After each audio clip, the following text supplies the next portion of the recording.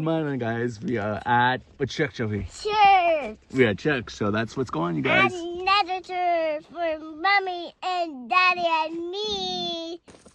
This is just great. Bubble fell off. Yeah, it's just great that the bubble fell off completely. So I'm just trying to figure out what I need to salvage, what stuff I don't need to salvage. I know the light I think I need to salvage, but I don't know anything else I need because the fog lights I don't think I necessarily need. I don't know what other things we really need. So I don't know. But the bubble came off. You guys see some pictures of it. I'm going to show you guys.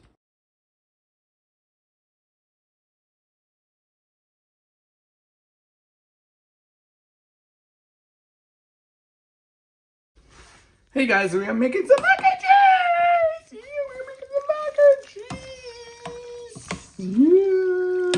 Yeah, mac and cheese! Homemade mac and cheese, kind of.